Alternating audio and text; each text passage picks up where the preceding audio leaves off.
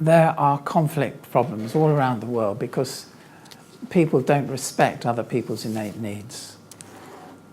And the kind of causes, you know, we've got tribalism, racism, religion, revenge cultures. There's horrible stories going on about people going and killing people because someone in their family joined ISIS in Mosul, and when Mosul's freed, people are going around killing people who are just vaguely associated with that person. This is the revenge culture. It's very primitive stuff. Ignorance is a major problem, as always. The fact that people really are more interested in getting attention, getting power, satisfying their ego in various different ways, rather than actually learning how to be really human, is a major problem. Politics causes problems. My goodness, haven't we seen that this week? Greed, massive, massive problem. When people have a bit of money, they seem to want more, and then they have a bit more, and they want even more, and it goes on and on and on.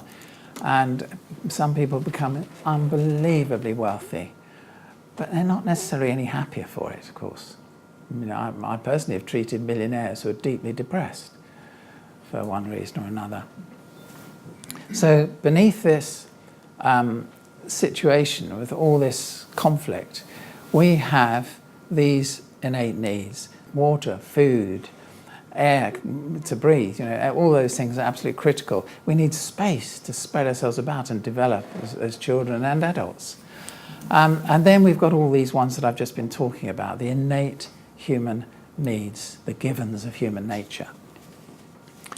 So there'll never be peace, we say, unless it's widely understood. It needs to be in our education system. It needs to be taught to politicians. They have to develop, enough of them have to develop a degree of humility to actually step back from their position of power and telling people what to do and coming up with mad ideas like the king in the story of the feast, and then imposing hardship on people as a result. People have to learn to become wiser. The whole human race does, otherwise we're in real, real trouble. I think violent extremism is, unfortunately, tragically, a great window to understand actually the power of human givens. There's somebody in this room who wrote a great article, Caroline, about why young Syrians fight. And I read that when she first sent it to me. She works on these issues directly on the ground. I know Fleur does as well. And when I read Caroline's article, I realized it mirrors tremendously what I'm about to say and what Ivan said, and I think what's really going on here. Which, by the way, doesn't mean there are immediate practical answers to the problems we have even in London, but I think it's the right direction. Violent extremism and ISIS, and here's sort of the headline: ISIS is very good at meeting young men's needs. I know that's a kind of strange idea, but it's the truth. They have a formula. They know what they're doing, by the way, as we'll show you. And other groups, not just ISIS. And they deliver, which is why they attract people, unfortunately, and they keep attracting people. And if we don't understand this, we're not going to solve the problem of violent extremism across the world. Now, there's a great quote from a man who's done terrific work on this stuff, Scott Atran. I highly recommend him to anybody interested in understanding violent extremists. He's an anthropologist, American, based in Paris sometimes, written a lot. One of his best-known books is Sacred Values. And it's a quote from Scott: Mr. Hitler has discovered that human beings don't only want peace and security and comfort, to be free from want, they want adventure, glory, and self-sacrifice. This is going to be a major theme of the whole day. We'll see it coming up again and again. ISIS delivers that. I know it's grotesque. I'm not in the least bit trying to say that it's not. But we have to face the fact that they are delivering a tremendous amount, as Ivan said, of meaning to young men who are seeking meaning. They give them a purpose and a profound sense of purpose. My name is Eva Horelova, and I work as a policy officer for Syria at the European Union External Action Service. So the External Action Service is a European Union diplomatic body, so I'm based in Brussels, but we also have delegations, you could say embassies around the world. And I really find the course extremely important in acquiring knowledge of the human givens principles, but also in getting practical tips on how to really implement it in my daily life as a diplomat.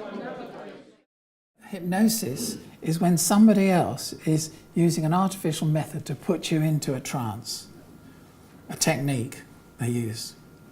So is EastEnders a type of hypnosis, or the news, or television programs? Oh yes, yes. Is that a type of hypnosis? Oh yes, of course it is. I mean, in news programs, they're deliberately designed to dumb us down, as you know, because they start with pounding music. I mean, news at 10 it has 3 minutes of drum beats, which go on while they're talking. And they can be talking about the most horrendous things that are going on in the world, and they start that boom, boom, boom, boom, boom going on.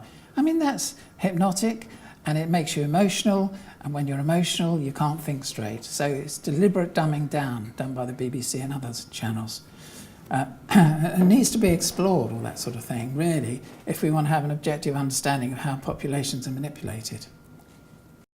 This whole learning day is also about us. It's not just about learning about other people and how they need to change. It's also about how every individual, myself included, needs to have a more flexible mind over time in order to face these challenges with much more capacity.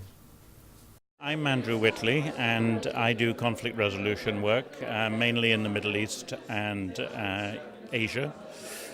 And I've been working in this field and other related fields of international affairs for more than 45 years in a whole series of organizations, including the Elders, which Nelson Mandela established, and also with the United Nations. I was a journalist in the Middle East for 16 years also.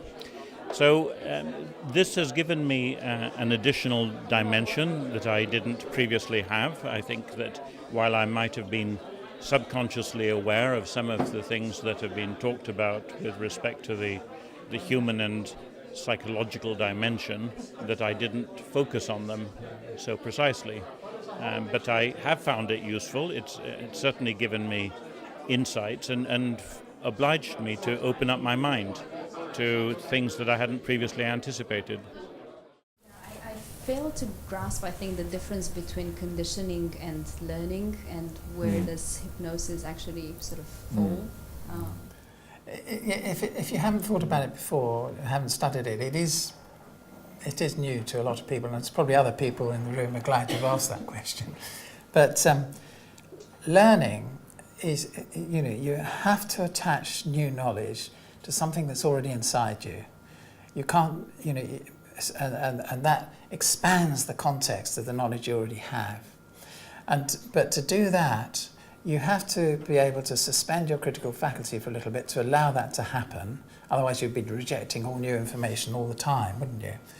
So you have that state where you've got some new information in, but real learning means you've got to apply your critical faculty at some point.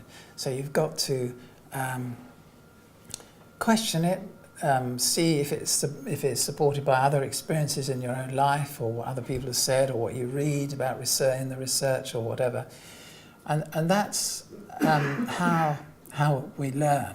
Conditioning doesn't allow that second part of the process to occur. It doesn't give people a chance to really consider and reflect. It keeps going on, this is the way, this is the way, this is the way. And it gives you things to do and say and chant or whatever it is to stop you, including separating you from your family or from your country or whatever it is, so that you become absorbed and by these new ideas which are destructive. Does that answer the question? I think it makes sense. You're basically saying that in one case you would actually allow for more neurons to connect. Yes. But in the other case you're saying that you're just using the same channel and you sort of That's it. walk the same path and use the same whatever. That's very well put. Is already there. Yes, and maybe, wait, do you remember when Ivan presented in the morning and he gave the human givens that were capacities? So maybe when you're learning, you're using the fuller set of capacities. Does that make sense?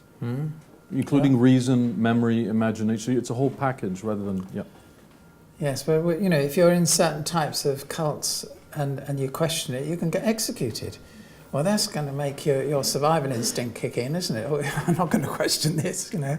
My name is Roxana Cristescu. I work for Crisis Management Initiative, which is a Finnish organization focused on mediation and conflict resolution.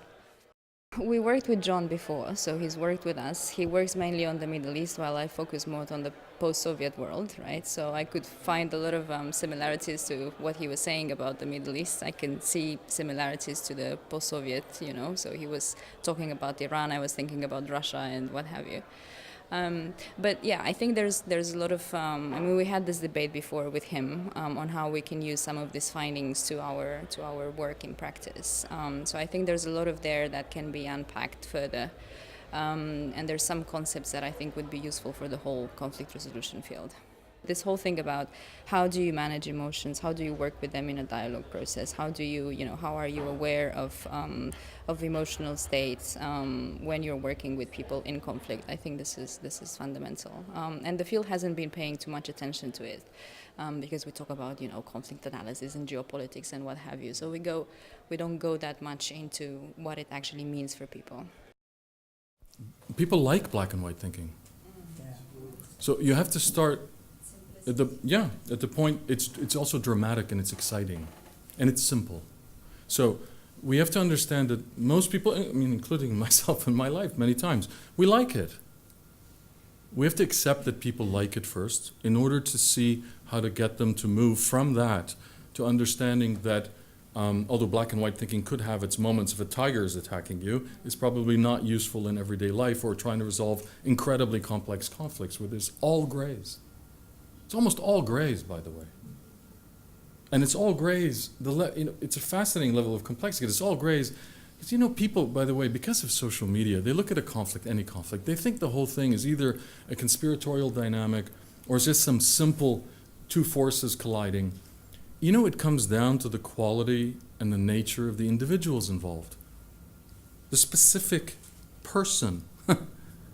That's important. That's how gray it is. And then that person's going to have moods. That person's going to have changes of character over time. He may be, or she may be, unelected and somebody else. The flexibility of mind is crucial to attend to this many layers at once. Yeah, I think the course started with some very interesting way to look at human needs. Of course, we all think about Maslow's pyramid of needs, but this is kind of a Maslow on steroids, where it's much more elaborate and yet very simple to comprehend. So already understanding this as the basis of action and on the basis of what motivates people, then when you start thinking about how to apply it, at least I was thinking about my field, so really almost as a design philosophy, where we can think about designing systems and whatever designers are thinking of, but in this case, political systems or even public installations or whatever we're working on that respond to people's needs. It's almost like a design philosophy that Ivan and John have laid out, at least the way I see it.